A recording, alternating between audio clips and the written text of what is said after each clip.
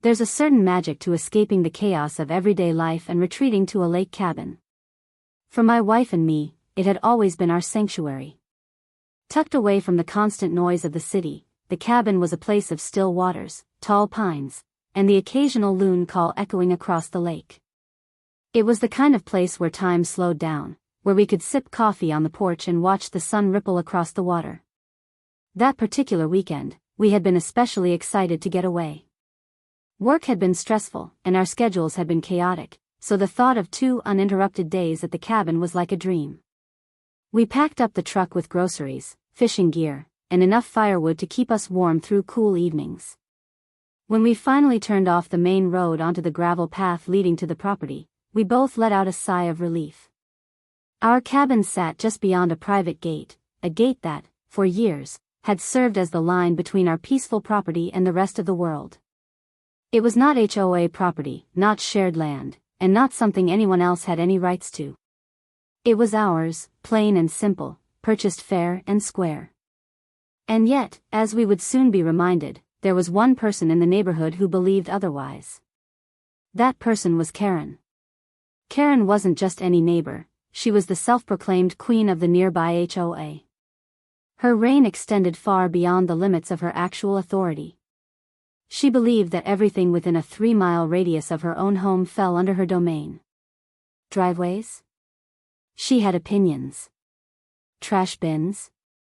She left friendly reminders. Even the wildflowers growing along the roadside somehow offended her community standards.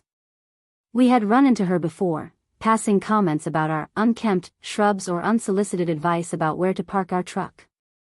But since our cabin wasn't technically within the HOA boundaries, we mostly ignored her. Unfortunately, Karen wasn't the type to accept limits. When we pulled up that weekend, my wife hopped out first and went to unlock the gate. She gave the padlock a tug and frowned. The metal was rusted, stiff, and reluctant to budge. "This thing's barely hanging on," she muttered. After some effort, she managed to open it, but the lock was clearly at the end of its life. "I'm changing this," she said firmly. My wife is the practical one between us, organized, efficient, and unwilling to let small problems turn into big ones. Within an hour of unloading the truck, she had already driven back into town, picked up a new heavy-duty lock, and swapped it onto the gate. I didn't think much of it at the time. After all, it was our property, our gate, and our lock. If anything, I felt better knowing that our land was secured with something sturdy. We settled into the cabin quickly, groceries in the fridge, fishing poles leaning by the door, and a fire crackling in the stone hearth. The peace we came for was finally here. Or so we thought. It didn't take long before the quiet was shattered. I was sitting on the porch with a cold drink, watching the light fade over the water, when I heard it, the unmistakable crunch of gravel under fast-moving tires. I turned my head and saw Karen's SUV barreling down the road, dust pluming behind it. My stomach sank. She slammed on the brakes just outside the gate, threw her door open, and marched up like she owned the place. Hands on her hips, sunglasses perched on her head, jaw clenched, every inch of her radiated entitlement. "What is this?" she demanded, pointing at the shiny new padlock like it was some kind of crime scene. I raised an eyebrow. "What does it look like?" "It's a new lock. The old one was rusted out." Karen's face twisted with indignation. "You can't just change the gate lock. This is community property. Everyone in the HOA has access through here. You've just locked us all out." Behind her words was that classic Karen tone, half outrage, half superiority, like she truly believed she was protecting some greater good. My wife stepped forward, calm but firm. "Karen, this is our gate. This road leads to our cabin. It's private property. The HOA has nothing to do with it." Karen scoffed. "Oh, don't you start with that nonsense again. Everything around here falls under the HOA. I've lived here long enough to know. You can't just make changes without approval. You've endangered families by cutting off access." "Access to what?" I asked, incredulous. "This road doesn't go anywhere else. It literally ends at our cabin. There's no community being affected here, just you trying to control what doesn't belong to you." Her cheeks flushed. You could see the frustration building in her eyes, the kind of frustration that comes when reality doesn't bend to her will. For a moment, she sputtered, searching for a comeback, but all she managed was a furious, "You can't do this. You'll regret it." Then she spun on her heel, stormed back to her SUV, and slammed the door so hard the echo carried across the lake. As she sped off, my wife and I exchanged a look. We knew this wasn't over. Karen wasn't the type to back down gracefully. She'd be back, and when she came, she'd come armed with something bigger than angry words. Neither of us could have guessed just how far she'd take it. Because Karen wasn't just going to stew about the new lock, she was about to escalate this situation in a way that would drag the law, our neighbors, and half the county into it. And it all started with a phone call. The dust had barely settled from Karen's dramatic exit when my wife shook her head and muttered, "She's not done. You know she's going to try something." I wanted to believe otherwise. I wanted to think that maybe, just maybe, she'd cool off and realize how ridiculous her argument was. But this was Karen we were talking about. If history had taught us anything, it was that she thrived on conflict. Sure enough, less than an hour later, the sound of gravel crunching under tires came again. My wife peeked out the window and groaned.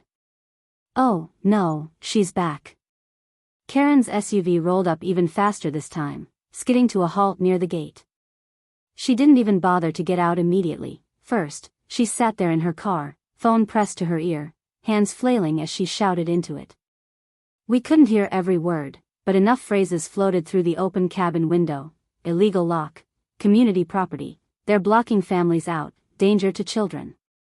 My stomach tightened. She wasn't just complaining, she was calling 911. My wife clenched her jaw. Unbelievable. She's really doing it. Through the glass, I watched Karen pacing back and forth by the gate, one hand on her hip, the other clutching the phone like it was a weapon. Every few seconds, she'd gesture dramatically toward our cabin, as if the dispatcher on the other end could somehow see her indignation through the line. Then came the cherry on top. She waved down two neighbors walking their dog, loudly proclaiming, "They've locked us all out. Can you believe this? They're tampering with HOA property, and I'm not going to stand for it." The neighbors exchanged an awkward glance, clearly unsure whether to nod or laugh. One of them whispered something, and I could see the glimmer of a phone being raised, likely recording the entire tantrum. Karen was too wrapped up in her own theatrics to notice. Inside, I tried to stay calm, but my heart was pounding. False police reports could spiral quickly. Would the officers take her side? Would they believe we'd somehow locked a neighborhood out of their own land? My wife, however, was the picture of composure.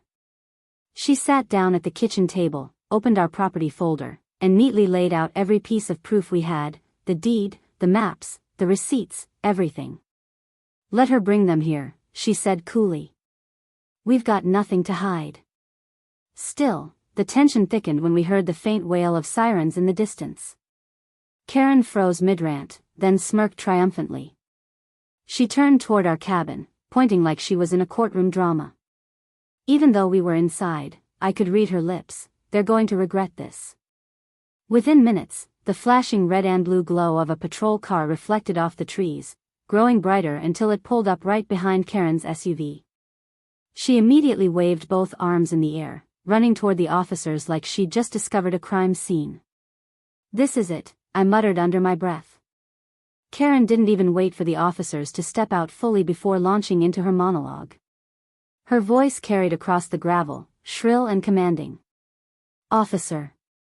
Thank goodness you're here. These people," she jabbed a finger toward our cabin, "have illegally changed the community gate lock. They've trapped families out of their own property. They're tampering with HOA security." The officers exchanged a glance, neither rushing to agree nor dismiss her.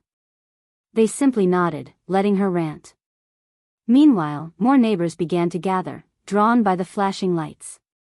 Some whispered to each other, some openly recorded on their phones. Karen was in her element, painting herself as the hero of the community, bravely standing up against the supposed villains in the cabin. She gestured wildly, pacing in front of the gate like a prosecutor before a jury. But what she didn't realize was that her grand performance was about to unravel completely. Because while she was still spouting off about community safety, my wife opened the cabin door, documents neatly tucked under her arm, and walked calmly toward the officers. And that's when the real showdown began. The air was thick with tension as my wife walked up the gravel path, property documents clutched firmly in her hands. She didn't rush, didn't raise her voice, just calm, steady steps that contrasted sharply with Karen's frantic pacing and finger-pointing. Karen practically pounced on the nearest officer, her voice sharp enough to cut through the evening air. That's her. That's the woman who tampered with the gate. She changed the lock without approval. She's blocked off the entire neighborhood. This is a violation of HOA law, and it's a crime. The officers didn't immediately react.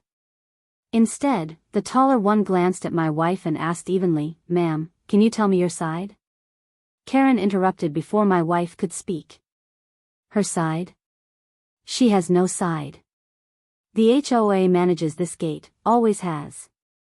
She can't just put her own lock on it. She's trespassing against the whole community. The officer held up a hand.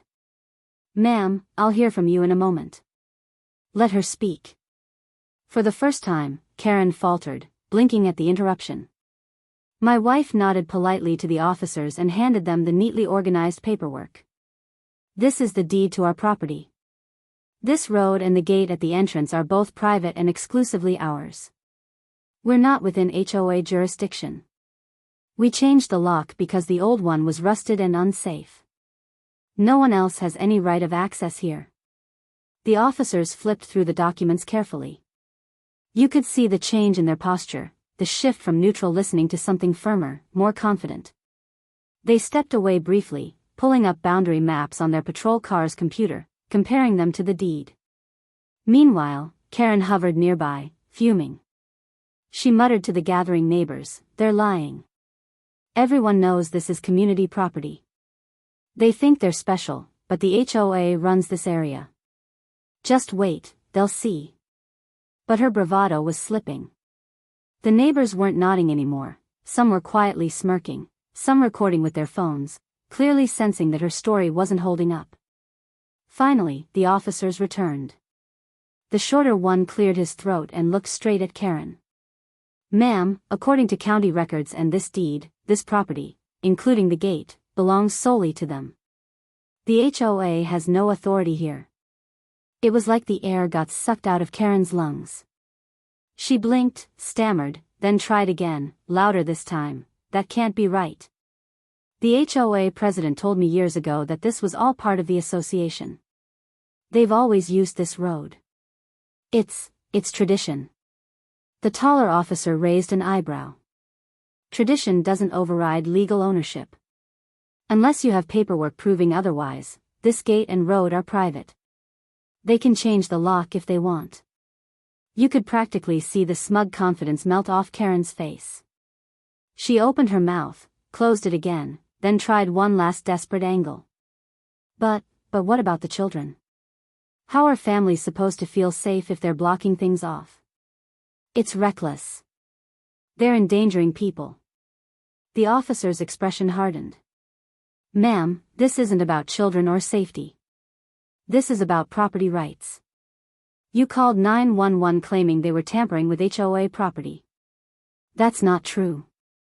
Filing a false report is a serious matter. Do you understand that?" The crowd of neighbors murmured, some chuckling audibly now. Karen's face flushed crimson as she shifted uncomfortably under the spotlight of attention. She pointed weakly at us again, but her voice had lost its edge. They still shouldn't have done it. It's selfish." My wife, calm as ever, simply folded her arms and said, "It's our property, Karen. That's the end of it." One of the officers turned to us, handing back the paperwork. "You're in the clear. Sorry to disturb your evening. We'll file a note about the false report in case this happens again." He gave us a small, reassuring nod before turning back to Karen. And as for you, ma'am, you need to leave. Right now. If you continue to harass them or make false claims, we'll have no choice but to escalate this legally. Karen's mouth opened like she was about to launch into another tirade, but her husband, who had been lingering near the SUV looking like he wanted to sink into the ground, finally stepped forward and tugged at her arm. Karen. Enough. Let's go. The neighbor's laughter followed her as she was practically dragged back to her car. It was over.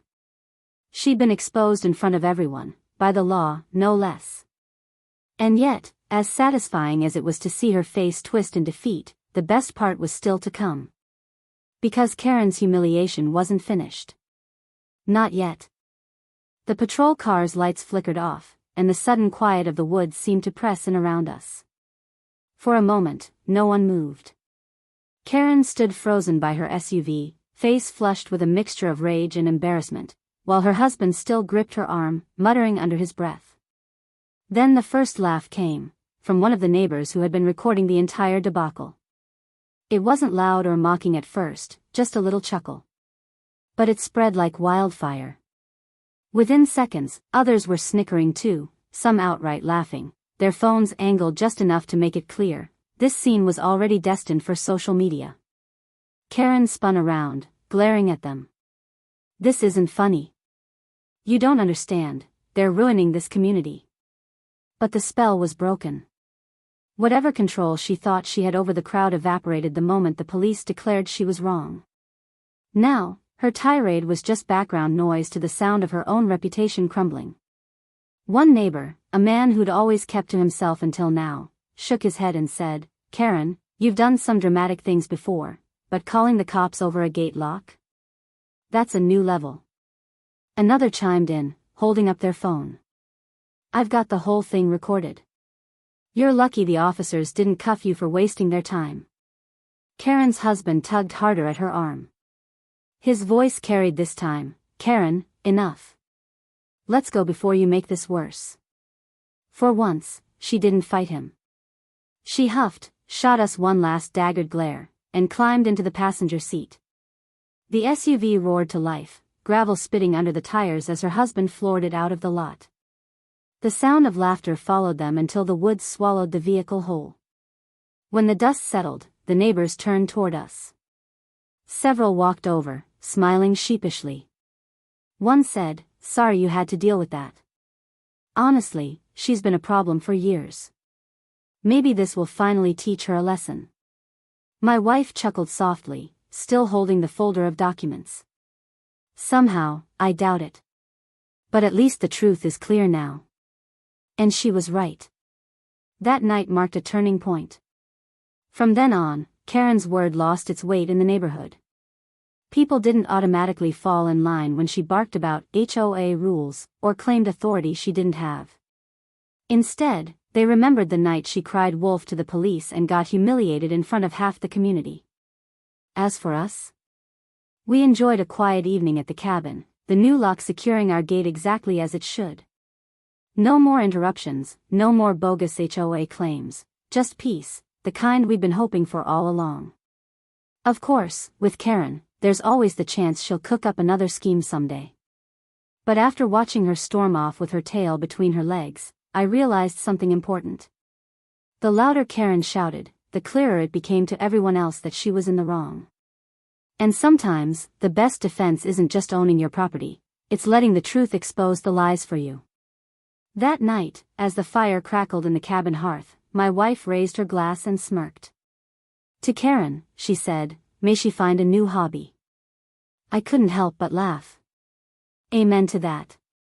White heavy checkmark that close.